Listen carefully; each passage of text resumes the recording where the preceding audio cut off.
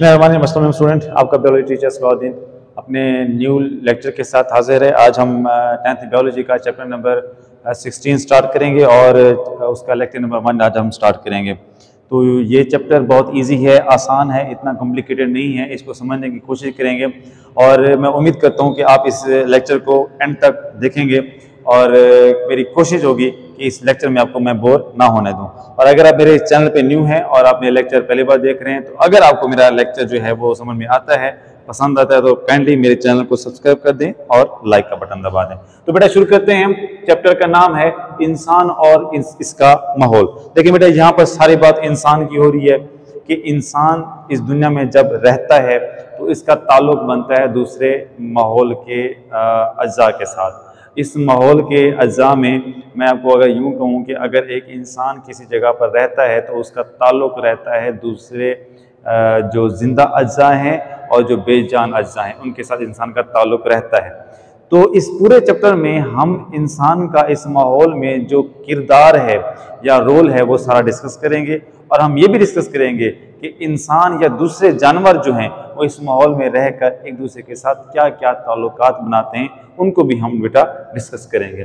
तो बेटा बात ये है कि जब हम किसी माहौल में जाते हैं तो हमें एक माहौल के अंदर, दुनिया यानी ये ज़मीन है, इस ज़मीन के किसी जगह पे जाएंगे वहाँ पे हर उस जगह का अपना एक माहौल होगा और उस माहौल में क्या होता है, उस जगह की अपनी आबो हवा होती है और उस आबो हवा की वजह से वहाँ पे मुख्तलिफ किस्म के जानदार पाए जाते हैं। आप पहाड़ी इलाकों में जाओ, मैदानी इलाकों में जाओ, सहराई इलाकों में जाओ, उसके बाद आबी माहौल में जाओ, तो वहाँ पे हर जगह पे आपको मुख्तलिफ तरह के जानदार मिलेंगे और उनका रहने का तरीक़ाकार भी क्या होगा, मुख्तलिफ होगा। तो बेटा आप जिस माहौल में भी जाते हो तो वहाँ पर आपको बायोटिक अज्जा भी मिलते हैं और ए बायोटिक अज्जा भी मिलते हैं। तो बेटा सबसे पहले बात समझ लें कि जो बायोटिक अज्जा होते हैं वो किसी माहौल के जानदार अज्जा होते हैं बेटा, और जो ए बायोटिक अज्जा होते हैं किसी माहौल के, वो बेटा बेजान अज्जा होते हैं, किसी भी माहौल के बेजान अज्जा होते हैं बेटा। तो होता ये है कि बेटा ये जो जानदार अज्जा हैं इनका बेजान के साथ ताल्लुक रहता है, ठीक है बेटा। और जानदार अज्जा बेजान अज्जा के ताल्लुक से ही जिंदा रहते हैं। जैसे कि मेरे बेटा अगर मैं आपको समझा दूं, जानदार अज्जा में जितने भी जिंदा जानदार हैं, चाहे आपको मैं बताऊं कि एनिमल्स हो गए, ठीक है बेटा, एनिमल्स हो गए, उसके बाद माइक्रो ऑर्गेनिज्म हो गए, उसके बाद ये प्लांट्स, ये जो बेटा है ये बेटा सारे के सारे जानदार अज्जा हैं। अब आप गौर करें कि हमारे माहौल के वो बेजान अज्जा कौन से होंगे कि जिसके बगैर ये जानदार जिंदा नहीं रह सकते। बेजान अज्जा में बेटा मैं आपको बता दूं, जैसा कि एयर, वाटर, ठीक है बेटा, सॉइल, उसके बाद टेम्परेचर, ये बेटा ये जो अज्जा हैं ये सारे बेजान अज्जा हैं। लेकिन आप देखें इनके बगैर ये जो लिविंग ऑर्गेनिज्म है जिन्हें हम बायोटिक अज्जा कहते हैं, ये जिंदा नहीं रह सकते। इसका मतलब इन दोनों का आपस में ताल्लुक है। ये जो बायोटिक और एबायोटिक अज्जा होते हैं, जब ये अपने साथ एक दूसरे के साथ इकट्ठे रहते हैं तो इनके दरमियान एक ताल्लुक बनता है। जब हम उनके इन ताल्लुकात का मुताला करते हैं तो बेटा दरअसल हम क्या पढ़ रहे होते हैं, इकोलॉजी पढ़ रहे होते हैं, ठीक है बेटा। ये जो हम पढ़े ना इंसान और इसका माहौल, दरअसल हम किसको स्टडी कर रहे हैं बेटा, इकोलॉजी को स्टडी कर रहे हैं। तो हम आगे पढ़ेंगे कि ये जो जानदार और बेजान के ताल्लुकात हैं ये कैसे आगे मजीद परवान चढ़ते हैं और कौन कौन से ताल्लुकात उनके दरमियान रहते हैं। तो बेटा जब हम इकोलॉजी को स्टडी करते हैं तो हम देखते हैं कि किसी भी माहौल के अंदर जो जानदार रहते हैं तो उनमें एक ताल्लुकात बनते हैं और कौन कौन से जानदार रहते हैं और कौन कौन से जानदार आपस में ताल्लुकात बनते हैं। तो उस लिहाज से बेटा उनके दरमियान एक इकोलॉजिकल ऑर्गेनाइजेशन यानी इकोलॉजिकल तरतीब के लिहाज से एक दर्जात बनते हैं। कैसे बेटा, अब मैं आपको बताता हूँ। अब बेटा होता यह है कि जिस तरह मैंने आपको बताया माइक्रो ऑर्गेनिज्म या दूसरे जानदार में जो मैंने कहा बायोटिक है, तो किसी भी बायोटिक माहौल में, किसी भी इकोलॉजिकल एनवायरनमेंट में हमारे पास जो जानदार रहते हैं बेटा, उसमें बेटा यूनिसेलुलर जानदार आ जाते हैं। अब यूनिसेलुलर जानदार जिन्हें हम माइक्रो ऑर्गेनिज्म कहते हैं बेटा, जैसे बैक्टीरिया हो गया, फंजाई हो गई, उसके बाद और जो पैरामीशियम, यूग्लिना, ये सारे के सारे जानदार जिनका मैंने नाम नहीं लिया, ये अक्सर जो है ये माइक्रो ऑर्गेनिज्म है, लेकिन बेटा ये माहौल में तो रहते हैं। अब देखिए इनका हमारे साथ भी ताल्लुक होता है। उसके बाद मल्टीसेलुलर जानदारों में जितने भी प्लांट्स हैं, एनिमल्स हैं, ठीक है, वो सारे के सारे मल्टीसेलुलर जानदार हैं, वो भी हमारे इस माहौल में रहते हैं। अब ये जो मल्टीसेलुलर जानदार हैं बेटा, अच्छा ये तरतीब आपने वैसे पढ़ी हुई है 9th के अंदर, ये फिर दोबारा यहाँ पे रिपीट हो रही है। तो जितने भी मल्टीसेलुलर जानदार हैं बेटा, अब फर्ज करें अगर मैं कहूं कि ये मल्टीसेलुलर जानदार, जैसे कि इंसान एक मल्टीसेलुलर जानदार है बेटा, तो अगर किसी भी जगह पर बहुत सारे इंसान इकट्ठे रहना शुरू कर देते हैं तो बेटा वो क्या बनाते हैं, पॉपुलेशन बनाते हैं। तो लाजमी नहीं है कि हम यहाँ पे सिर्फ और सिर्फ इंसान की पॉपुलेशन की बात करें, यहाँ पे हम कह सकते हैं कि जितने भी एनिमल हैं, शेर की पॉपुलेशन, बिल्ली की पॉपुलेशन, हिरन की पॉपुलेशन, कुत्ते की पॉपुलेशन, जितने भी एक ही स्पीशीज के इंडिविजुअल एक ही जगह पर एक ही वक्त में इकट्ठा रहना शुरू कर दें तो बेटा वो क्या बना देते हैं, पॉपुलेशन बना देते हैं। फिर यही जो मुख्तलिफ तरह की पॉपुलेशन होती हैं बेटा, वो इकट्ठे रहना शुरू कर देती हैं। अब लाजिमी तो नहीं है कि एक जगह पर सिर्फ इंसान रहता है, वहां पे और कोई नहीं रहता। जहां पे इंसान रहता है वहां पे आप देखें और जानवर भी रहते होंगे, यानी और जानवरों की पॉपुलेशन भी रहती होगी, इस तरह पौधों की पॉपुलेशन भी रहती है बेटा। तो वो फिर सारे मिलकर एक क्या बना देते हैं बेटा, कम्युनिटी बना देते हैं बेटा। अब ये जो कम्युनिटी है ये एक मिक्सचर है, तमाम पॉपुलेशंस का मिक्सचर है, इकट्ठे उसमें जानदार रहना शुरू कर देते हैं। फिर यही जो कम्युनिटी है, इसमें जब जमीन के ऊपर बहुत सारी कम्युनिटीज इकट्ठी रहना शुरू कर देती हैं तो बेटा वो क्या बना देती हैं, एक इकोसिस्टम बना देती हैं। ये इकोसिस्टम ये वो माहौल का वो हिस्सा होता है जिसमें जानदार और बेजान अज्जा इकट्ठे रहकर आपस में ताल्लुकात इस्तवार करते हैं, वो बेटा इकोसिस्टम कहलाता है। तो हमारे इस जमीन के ऊपर इकोसिस्टम, कुदरती इकोसिस्टम भी हैं, जैसा कि एक तालाब के अंदर रहने वाले जानदार जिसमें मछलियां भी रहती हैं, पौधे भी रहते हैं, दूसरे मेंढक वगैरह दूसरे जानदार भी रहते हैं पानी में रहने वाले, तो वो एक कम्युनिटी बनाते हैं और वो सारी मिलकर एक इकोसिस्टम बना रहे होते हैं बेटा। तो वो तालाब की क्या कहते हैं, तालाब का इकोसिस्टम हो गया। एक आर्टिफिशियल मसनूई इकोसिस्टम भी होता है जिसे एक्वेरियम कहते हैं बेटा।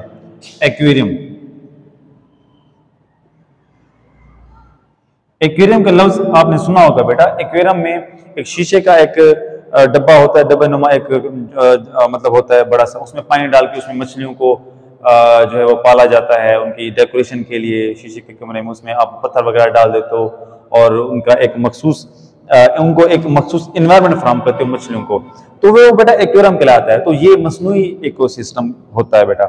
मतलब कहने का ये है कि हमारे माहौल के अंदर इकोसिस्टम बनते हैं जब कोई एबायोटिक और बायोटिक अज्जा आपस में इंटरेक्शन करते हैं, आपस में तामुलात करते हैं। जैसे कि पानी एबायोटिक है लेकिन फिश जो है वो बायोटिक है, दोनों का आपस में ताल्लुक है। मछली जो है वो पानी के बगैर नहीं रह सकती। तो बेटा जब ये इकोसिस्टम बनते हैं तो जमीन के ऊपर बायोस्फीयर बनते हैं। बायोस्फीयर बेटा कैसे बनते हैं? बायोस्फीयर बेटा इस तरीके से बनते हैं कि हमारे जमीन का वो हिस्सा कि जहां पर वो तमाम लिविंग ऑर्गेनिज्म और नॉन लिविंग थिंग्स इकट्ठी रहना शुरू कर दें और जमीन के बहुत बड़े इलाके पर वो जिंदगी बना लें, तो वो जमीन का बायोस्फीयर कहलाता है। और ये जमीन बहुत सारे बायोस्फीयर पर मुश्तमिल होती है बेटा। तो ये दर्जात हैं, ये इकोलॉजिकल दर्जात हैं कि जिसके जरिए ये जानदार इस जमीन के ऊपर रहकर ये एक निजाम बनाते हैं। ये दर्जे हैं कि पहले यूनिसेलुलर, फिर मल्टीसेलुलर, फिर वो एक पूरा एक जानदार बनता है, फिर पॉपुलेशन, फिर कम्युनिटी, फिर इकोसिस्टम, फिर बायोस्फीयर। यहाँ पे बेटा मल्टीसेलुलर की जगह पे मैं एक और भी ऐड करूंगा नेक्स्ट लेवल पे, उसे हम कहते हैं ऑर्गेनिज्म लेवल।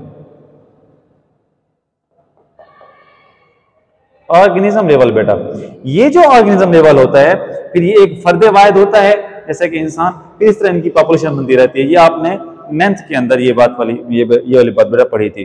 तो बेटा ये जो है किसी माहौल में रहने वाले जानदारों का एक दर्जा है कि कैसे कैसे वो जानदार इकट्ठे रहकर जमीन के मुख्तलिफ जो दर्जे हैं वो बनाते हैं।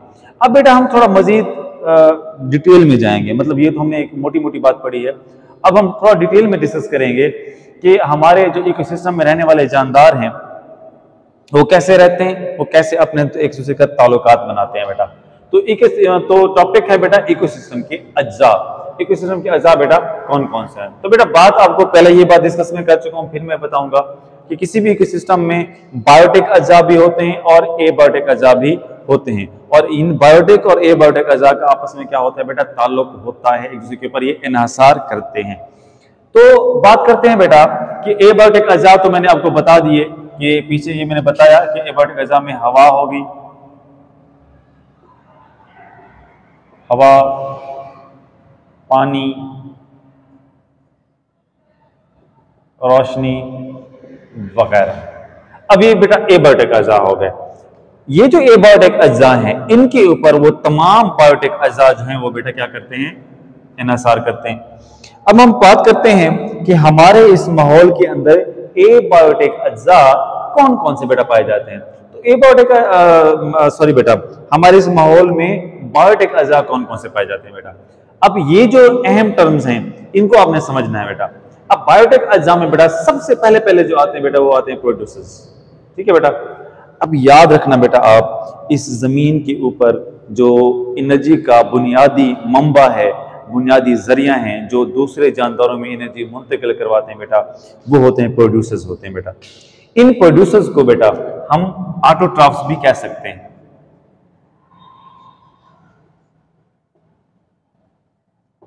इन प्रोड्यूसर को बेटा हम ऑटोट्रॉफ्स भी कह सकते हैं। ऑटोट्रॉफ्स वो जानदार होते हैं जो अपनी खुराक खुद बनाते हैं, दूसरों पर इन्हिसार नहीं करते।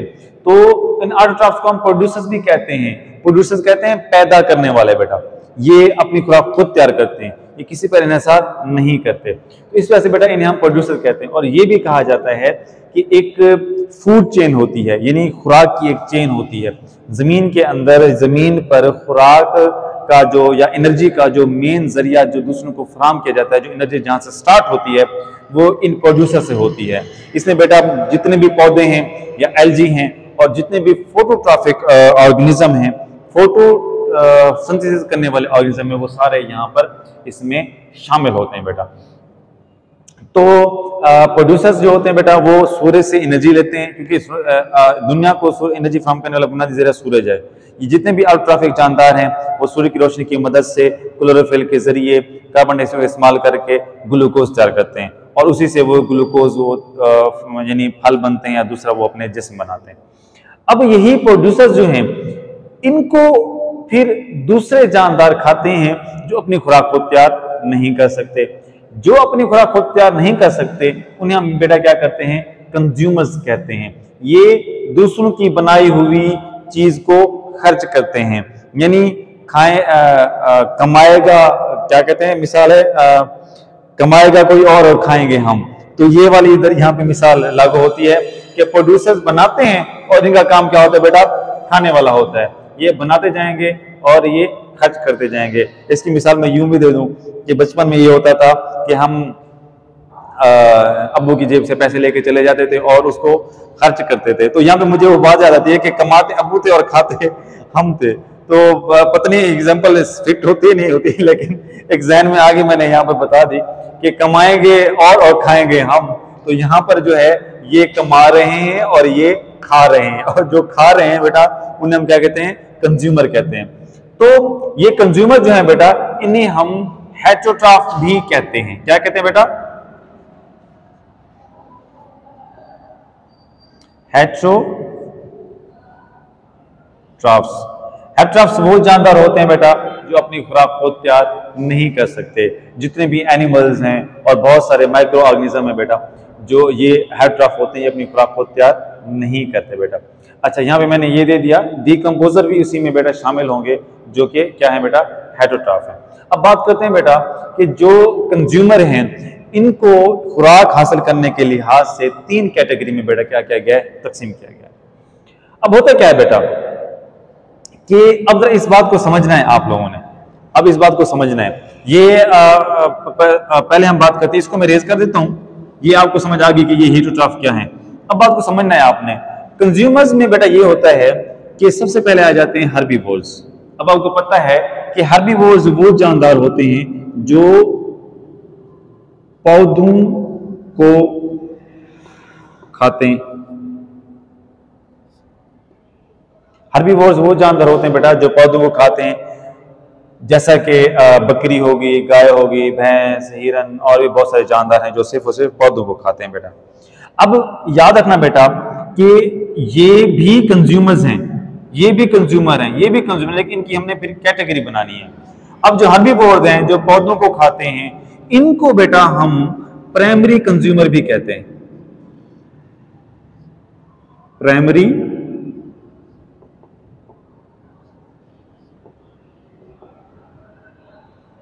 कंज्यूमर कहते हैं। क्यों कहते हैं बेटा प्राइमरी कंज्यूमर? क्योंकि ये खाने वाले, यानी ये प्रोड्यूसर से खाने वाले पहला जानदार है जो कि प्रोड्यूसर की बनाई हुई खुराक को खाते हैं। इस वजह से बेटा हम इन्हें क्या कहते हैं? प्राइमरी कंज्यूमर कहते हैं। अब आपने समझना है बात को। अब आप देखें अगले जो जानदार हैं जिन्हें हम कार्निवोर्स कहते हैं बेटा। कार्निवोर्स जो है वो गोश्तखोर हैं। कार्निवोर्स क्या है बेटा? गोश्तखोर हैं। अब आप हिसाब लगाएं कि कार्निवोर्स प्रोड्यूसर को तो नहीं खा सकते, यानी अगर हम शेर को कहें, हाँ गोश्तखोर में शेर हो गया, कुत्ता हो गया, बिल्ली होगी और दूसरे लगड़ बगड़, ये भेड़िए वगैरह, ये सारे गोश्तखोर हैं। आप बता सकते हैं कि क्या यही जो शेर है या कार्निवोर्स हैं, क्या वो सब्जी खा सकते हैं? नहीं खा सकते सब्जी। लिहाजा ये फिर क्या करते हैं? ये हर्बीवोर्स को खाते हैं। ये किनको खाते हैं बेटा? हर्बीवोर्स को खाते हैं। अब समझना आप कि जो एनर्जी प्रोड्यूसर से मुंतकिल हुई हर्बीवोर्स में, तो जब हर्बीवोर्स ने प्रोड्यूसर से खुराक खाई तो एनर्जी मुंतकिल हो गई हर्बीवोर्स में, और फिर हर्बीवोर्स को जब कार्निवोर्स ने खाया तो वो एनर्जी मुंतकिल होगी हर्बीवोर्स से कार्निवोर्स में। दूसरे लफ्जों में एनर्जी का मंबा यही प्रोड्यूसर्स ही हैं, ऑटोट्रॉफ जानदार ही हैं, फोटोसिंथेटिक जानदार ही एनर्जी का मंबा है। लेकिन अब ये एनर्जी हर्बीवोर्स से कार्निवोर्स में मुंतकिल हो रही है। अब चूंकि हर्बीवोर्स जो थे वो प्राइमरी कंज्यूमर थे, तो हम यहां पर ये लिख सकते हैं कि जो कार्निवोर्स हैं वो सेकेंडरी कंज्यूमर्स हैं।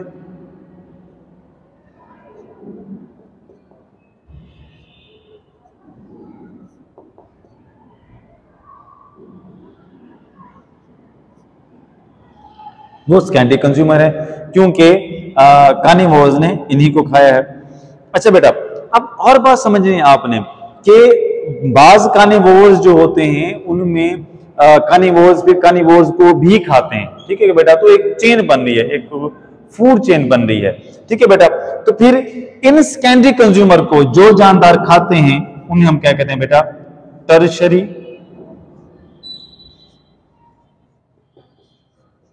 कंज्यूमर्स।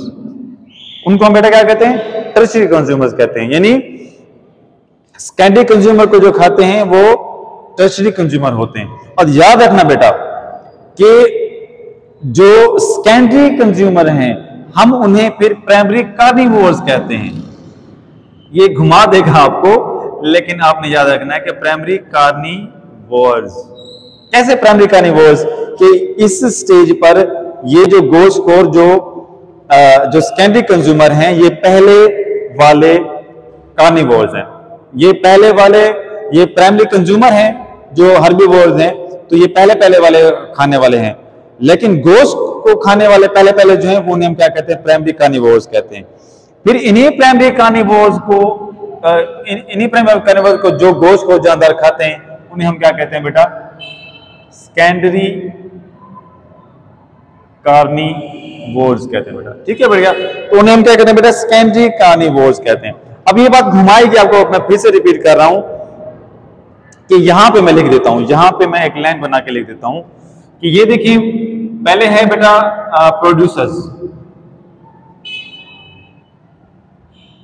प्रोड्यूसर्स, फिर इनको खाते हैं प्राइमरी कंज्यूमर, फिर इनको खाते हैं सेकेंडरी, और इनको फिर खाते हैं टर्शरी।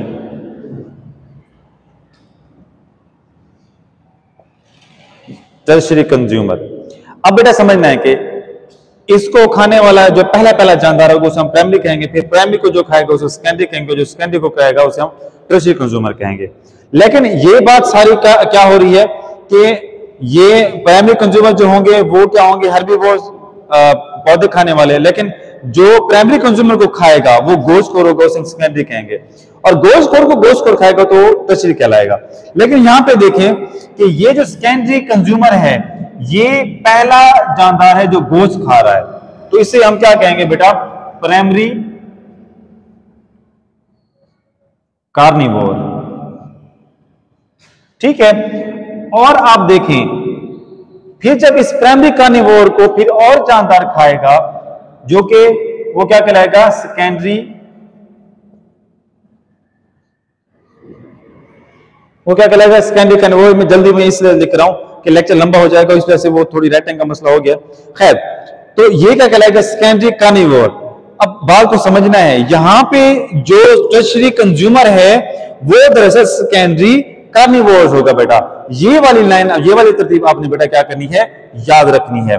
तो बेटा ये चीज तो आपको समझ आ गई। उसके बाद बेटा एक और टर्म आती है जिसे हम ओमनिवोर्स कहते हैं। ओमनिवोर्स बेटा वो टर्म्स होती है, ये वो ग्रुप है जानदारों का, कंज्यूमर्स का, कि जो गोश्त भी खाते हैं और